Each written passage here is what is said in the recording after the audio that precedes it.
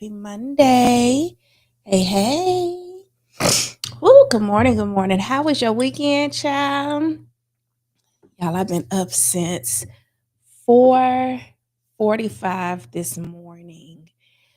My puppy, or I guess she could still be qualified as a puppy. My teenager is having surgery this morning, my dog, and my nerves been all over the place. So excuse me if I seem a little tired. I am, but I wanted to make sure that despite everything that I got going on, we're able to actually um, come here and have this live conversation this morning because we're going to start talking about how you can automate some stuff in your business. So I'm really excited to have this conversation today because one of the easiest things to automate in your business is your discovery call process. And if you're a service-based entrepreneur, you know that that initial call that you're having with the client is really crucial for you to collect data about what your potential client needs, for your client to or your potential client to collect data about how your services can help move them forward in their business. And oftentimes, it's the first interaction with your company that a potential client would have from a personal standpoint. So it's going to set the scene for how your relationship is going to go. So, with keeping all those things in mind, you want to put your best foot forward because this impression that you're about to make with your client is going to be one that is lasting, and the smoother it can go for them, the better off it's going to go for you. So today we're going to talk about how to ensure that process in a down and dirty way is as automated as possible, making sure you are collecting as much data about your potential customer that you need to have before you arrive to the call, and delivering seamless information to your potential customer so that they can arrive to the call as best prepared as possible, so that a couple of things can happen. One, you can keep that call to that small time frame that you have set aside for it. Most of us, 15, 20 minutes is all we need to really get a feel for what our prospects are needing. And then two, to make sure that if your customer has questions, they have information beforehand to ask the appropriate questions that they're going to need to ask. And you as well have the information that you need about whatever it is, whatever service it is that you provide, so that you can ask the questions that you need to ask. So that's what we're having a conversation about on this morning. So if you run a service-based business, then right now is going to be the time for you to grab your pens, because it is time for us to hop in. So what's a discovery call? For those of us that run service based businesses, meaning we offer a service in exchange for revenue, a lot of times, more times than not, it starts off where we're going to evaluate a client's needs or potential client's needs and offer our service based on their needs. In order for us to effectively do that, lots of times it starts with a quick call. A lot of us call this our discovery call. Some may call it a consultation, some may charge, some may do this at no cost. But whatever the structure is, the idea here is to get enough data about what your customer is looking to accomplish through your services, and be able to sell whatever package of service you have that is going to be the most effective in helping your potential client reach their goals. Now, a lot of us, especially those of us that are running small, take the opportunity to automate this process seamlessly for granted. And the reason why we want to automate this process and have it seamless is because this oftentimes is the first time that a potential client has gotten up enough gumption to contact you about how you can help them, and you want to eliminate as many opportunities for error as possible. And one of the major benefits to automating systems in your business is that that margin for error goes down, especially when things are done the same way over and over and over again. Now, why is this important? for a couple of reasons. When we do the same things over and over and over again, one, it allows us to pull ourselves out of the business. So let's say you run a small team. It's you and maybe a couple other people, and this initial call is something that takes some time away from you that you really could delegate to someone else, but because there's certain questions that you want asked and there's a certain way you want to pitch your services, up until before you've automated, it's been kind of hard to pass it off because you have your way of doing things and you in your brain, you think that it's going to be too difficult to teach this to someone else. I'm knocking at your door today to say that's actually false. If you could sit down with yourself over the next week and say, okay, when I am having this initial interaction with a potential client, here's what I do. Here's what I want to know. Here's usually the questions that I ask of them. And then here's how I position my services in order to help them.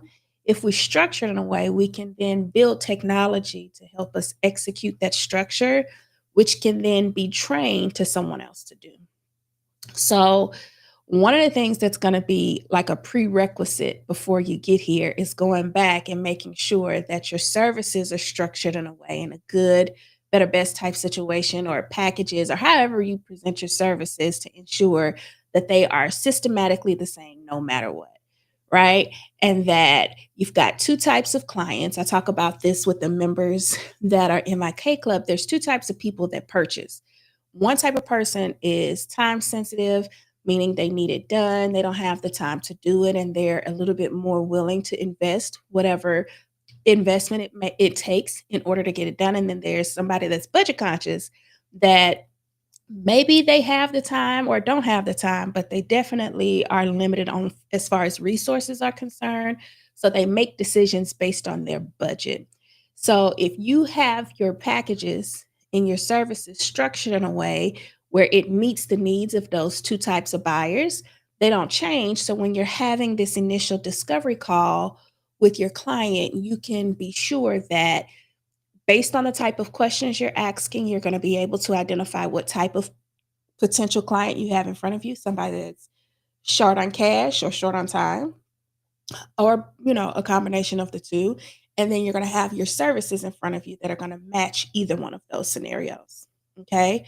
So when it comes to your discovery call, first thing that you got to do is say, okay, this is the type of information that I'm collecting from my customer or my potential customer before I can offer a service for them, and create a system that collects that data in the form of some type of questionnaire or something like that, so that that information being can be submitted before the call so that you or whomever you're going to assign the call out to has time to review it before they get there. So, one of the things that I kind of like to caution to when we start creating questionnaires, because this is going to be the first thing, is that when you're creating your sales process, and we're going to talk about this in just a second, when we're creating the sales process for the discovery call, we don't want to bombard somebody with the questionnaire. We kind of need to do this in two steps. First of all, when someone is ready to get started with us, they need to submit some simple data to us, whether that's their name. Well, we need to collect their name, their email, their phone number. Um, but then after we've collected that information and we've got the commitment of them submitting that information, it might be you're using a calendar that will allow you to do a questionnaire as well. So here's how this looks, right? So we're online talking to one another. We're live, or you're on stage doing a presentation, or you are, where are you? You are somewhere pitching yourself, right? And your call to action at the end of whatever scenario we are in is to go to a page on your website where folks can learn about your services and hit a get started button to work with you. Well, when they hit that get started button, what they need to give you is quick, dirty information that is very minimal to enter: name, phone number, email, submit. Now, what I like to do is after that submit button is hit, or they'll say get started, and then I'll say, okay, great. There'll be like a little pop-up. All right, we're excited to meet with you in order to schedule some time to book with us, there's a little bit of information we need to collect from you. Let's get started by giving us your contact details. They give us the contact details, boom. The reason why we're collecting the contact details is because sometimes more people than not will not finish the process. They won't, especially if we're going to get into asking them a bunch of questions, they won't complete the questionnaire that we need in order for them to book. And I don't allow people to book without this questionnaire being submitted. So if they don't complete the questionnaire, I at least have their contact information so that I can follow up in email marketing to get them to go back to the last step and complete it. So I've got name, phone number, and email. So now I'm going to present my calendar and offer them some time to book. So the second thing that you need to have is an opportunity for people to schedule on their own. Now, believe it or not, this is still scary for some folks to make themselves available to people to show up on their calendar without them being in control. And the remedy to this is you want to put some parameters around when you're going to have these calls. Okay. Everything in your business should be structured, including when you have time available to have discovery calls. So for me, we have discovery calls Tuesdays and Fridays between a certain amount of time. Well, on Tuesdays and Fridays, I know that in my calendar, I can say I'm available on Tuesdays and Fridays. Let's just call it from 8 to 12, right? And the question that I get asked most often, well, what if I'm doing something at 10 on Tuesday and I'm not free? Well, if your calendar is set up correctly, that time that you have scheduled on your calendar for you doing something else will block off the availability that you have in your discovery call calendar and it won't let people book. Well, what does that mean? That means you have to be disciplined and use a calendar to manage every aspect of what you're doing. So if you have a doctor's appointment, put it on the calendar, allocate a specific amount of time to go and handle that so that your booking calendar that you use for work doesn't schedule something work wise when you have something work and or personal going on. So that means it has to come with a certain level of discipline from us as entrepreneurs to say, okay, everything that I'm going to do is it goes on the calendar. I have a saying that if it's not on the calendar, it doesn't exist. And that's how you have to operate day to day, both personally and professionally, is that you have to use one calendar that you're using personal. So, like if your work email is connected to Gmail, then your Gmail calendar for your business email is what you use. Anything that I'm going to do goes on here so that I can ensure that if someone tries to go to one of my work calendars and schedule time with me, whether it's free or paid, that I'm not interrupted or double booked or anything like that because I have blocked off what needs to be blocked off just because I'm using the integration of whatever's on my phone. I can show you what this looks like on Wednesday. Okay. So we're disciplined. We're putting everything that we're doing on our calendar and we're creating availability on our work calendar that's customer facing so that if they need to schedule some time with me on a Tuesday or Friday during the block of time that I have set aside for me to have these types of calls, that they can see when I'm available and choose a time that works best for them. It's really that simple. It doesn't get more complicated than that. When you make yourself, your schedule available like that, people choose a time that works. There's not back and forth. There's not, oh, well, I don't see a time. It's not that. Like they look at what's there, they choose what works, and that's it. That's it. Now, when choosing their time, you can have some things in place. So I usually just do two steps. I collect their name and contact information first, and then I show them the calendar. And then from the calendar, they get to choose the time, fill out the questionnaire, and hit submit. This confirms the appointment. This gives me the questionnaire so that I have information on them beforehand. And then it also triggers emails to go out to prepare them for our time together. Okay. Now, some folks choose to, allow them to book, then do the questionnaire. Just in our scenarios and any scenario that I'm working with the client, we generally set it up this way because it keeps down the fuss. And by the time they're choosing a time, they're excited to put that information in. But if they don't choose a time, like I said, this two-step process allows us to have some email integration behind the scenes and some texting functionality behind the scenes that says, "Hey, Kay, we noticed you were over on the website and you were interested in scheduling some time to meet with one of our designers to talk about your upcoming project. We noticed that we don't have a time on the calendar for you, as well as some details about the project that you have coming up. Would you do me a favor and go back to this link, which sends them back to the booking page, and complete your appointment. Your appointment's not confirmed until you've chosen a time and you've submitted your project questionnaire for us. And then at that time, we can show up and meet." And then there's a couple of more emails that we kind of put in place just to do some more selling and educating, helping people get across the finish line. But then once they've booked and they've submitted the questionnaire, then we can say, "Okay, Kay, we got you on the calendar scheduled for next Tuesday, whatever the date is, at such and such time. To make the most out of our time together, here's what you can expect." And you give them a list of expectations, some things that they should think about, some questions that they might need to have, for you, so on and so forth. You just prepare them for the time. We've got this much time. And in order to make the most out of this much time, this is what I want you to do to be prepared. And this is how I'm going to come prepared.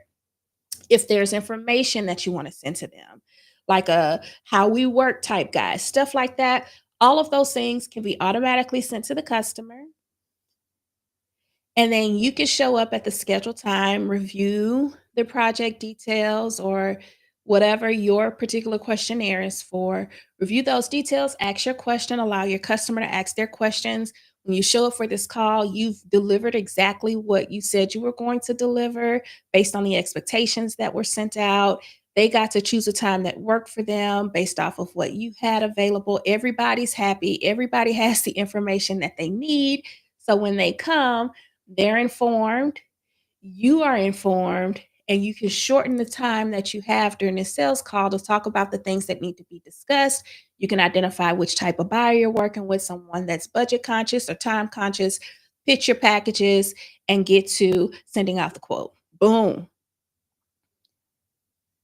Because this process is automated and it's the same for each and every one of your initial clients, you have trained yourself on what to expect and or your team on how this process goes. So the margin for error is like this. You've ensured that your potential client is properly prepared. They have the information that they need. If you need to send a couple of more emails before the time that they schedule, depending on how much time in advance you require folks to schedule, we usually do like a 48. You can't schedule anything with us within 48 hours. So let's say it's Tuesday and Fridays, and you're looking at my calendar on a Monday, but I'm booked on Tuesday. You wouldn't be able to book anything till Friday. So I know systematically wise, if I've got 2 business days before I allow you to book, that I can have 2 more emails to go out day after day that are gonna continue to educate you about our design process, our discovery call, whatever, to provide some additional information that is gonna be helpful for you making a decision to work with us after our initial call. We're using that time that we've strategically put in place between the time that they can schedule the call and between the time that we can actually conduct the call to put some much needed information in place to deliver to them that is going to be highly likely open because this person has scheduled this call and they're excited to talk to us, that is going to deliver some information that is going to help us close the deal once we get to the discovery call. Now your potential client is wild out of their mind. They feel super prepared and educated. So when you get together for this 15-20 minute call, you can spend your time discussing the details of their project, discussing the details of whatever educational information you've went through, ask them if they have any additional questions, and then position your services based on what you know about the customer. You can get it done within 20 minutes and be ready to send out the proposal or accept your initial payment over the phone, however you choose to do it, and get to closing the deal faster. Faster. That is the name of the game. And all of this was automated. All you had to do was ensure that you were systemized, that you had the proper questions in place, and that you spent a little time on the front end prepping this and putting this together. And all you ultimately have to do is go run your mouth and do whatever you want to do to capture the leads and then review the information, a day or two before it's time for you to meet with the customer so that you're prepared and show up for the call. It's literally as easy as just showing up. You just showed up. Your technology has taken care of your lightweight, and your potential client is ready to pay you coins because you've given them an experience that is like no other. And it's just that simple. So let's talk tools that you need in order to be effective in this process. And then I'm going to let you go. We're going to be right under the 30 minutes. So whenever you're thinking about automating, if you listen to the conversation that we had, we talked about a questionnaire, we talked about a scheduling tool, and then we talked about an email marketing tool. Now, when you do this correctly, you can have one tool that will handle all of this for you. And this is called your client relationship management tool.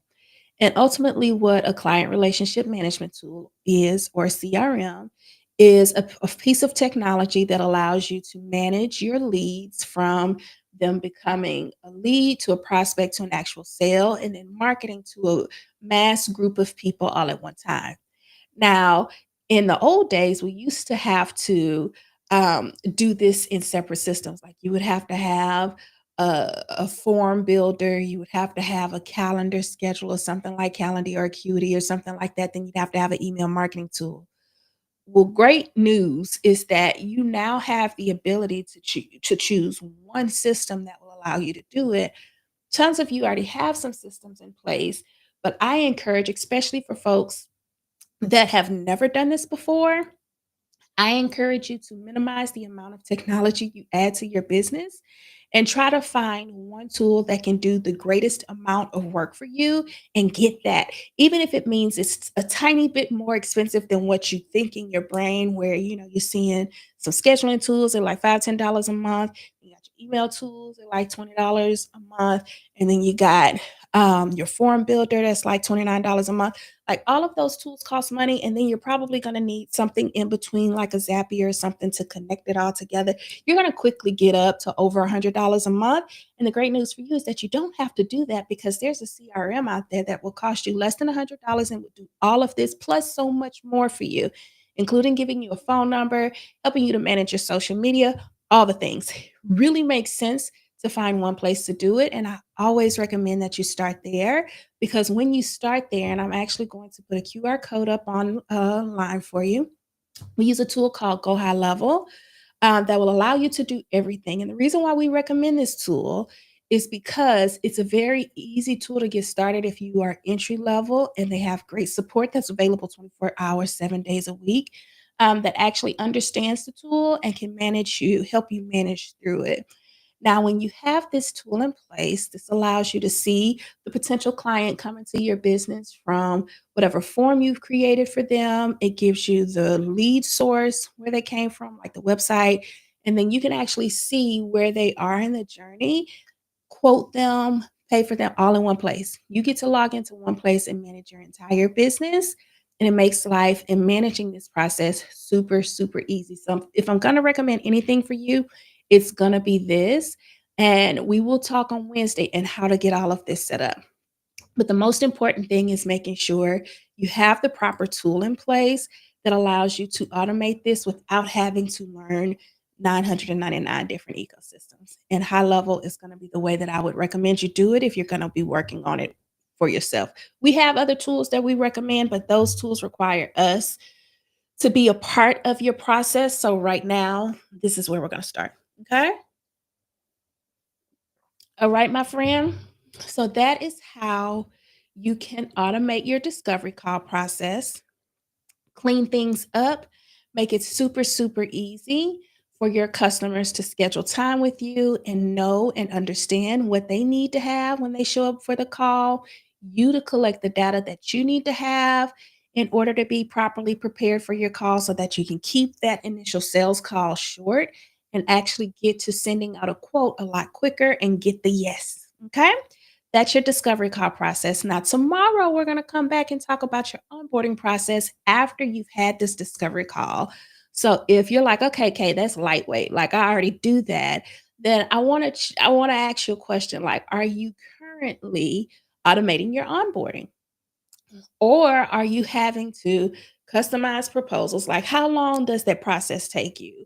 What if from this discovery call, in this lead that is already inside of your CRM, you could apply a tag that will send out a proposal that's custom to the conversation that you've had with the recommendations that you have made during the call and send it to them, allow them to sign, pay, schedule their initial visit or whatever with you, all with you just hitting a button.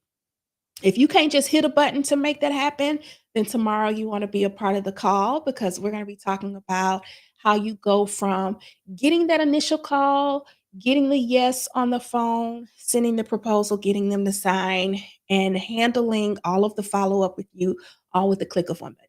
All right.